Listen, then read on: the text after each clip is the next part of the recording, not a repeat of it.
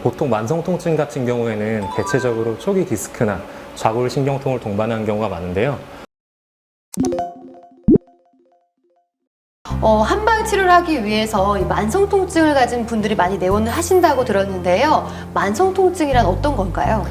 보통 통증이 있으면 짧으면 하루에서 3일, 길면 한 달 안에 감소하게 되는데요. 통증이 이렇게 빨리 감소하지 않고 오랫동안 지속되는 경우를 만성 통증이라고 합니다. 외상이나 과도한 사용으로 인해서 발생한 만성 통증은 오랫동안 지속되기도 하지만 또 자주 재발하기도 하는데요. 이렇게 자주 재발하는 경우에는 한방 치료를 통해서 개선하는 것이 좋습니다. 네, 그렇다면 만성 통증 질환의 원인은 무엇인가요? 만성 통증을 일으킬 수 있는 요인으로는 척추나 디스크, 그리고 근육이나 신경처럼 기계적 요인에 의해서도 발생할 수 있고요. 소화기나 내장기관이 약해지거나 또 한의학적으로는 어혈이나 담음처럼 내과적 원인에 의해서도 만성 통증이 발생할 수 있습니다.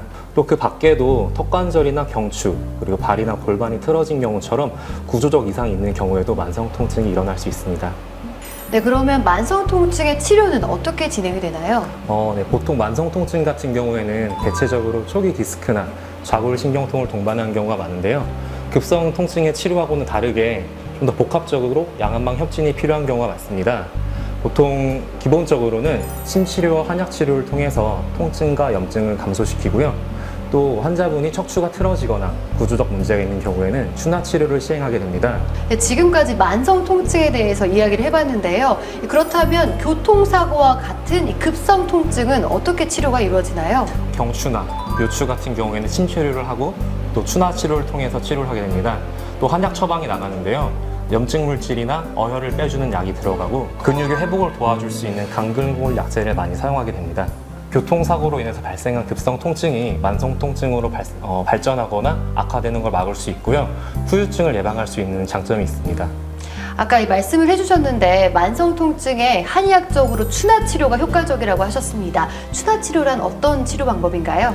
손가락과 손을 사용해서 틀어진 척추를 정렬하는 한방 수기요법입니다. 추나요법의 장점은 수술을 하지 않고 척추를 정렬하고 척추의 자생력을 길러서요.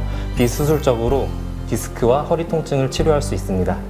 네, 그럼 추나치료 이외에 또 어떤 치료 방법들이 있나요? 환약치료와 침치료를 병행해서 맞춤형 치료를 할 수 있는데요. 이런 경우에는 치료 효과를 더 극대화시킬 수 있습니다. 환약치료를 할 때 다른 약과 상호작용을 고려해서 처방하기 때문에 더 효과를 정확하고 빠르게 보실 수 있고요.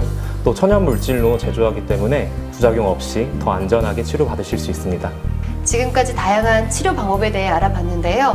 마지막으로 이 만성 통증을 예방할 수 있는 방법은 어떤 것들이 있을까요? 건강한 식사, 그리고 바른 자세, 적당한 운동이 가장 중요한데요. 이 밖에도 한 가지 더 말씀드리면 아직 몸이 아프지 않다고 그리고 조금밖에 아프지 않다고 집에서 방치하지 마시고요. 조금이라도 아플 때 미리 병원에 내원하셔서 적절한 치료를 받으시면 만성 통증으로 악화되는 것을 예방할 수 있을 것 같습니다.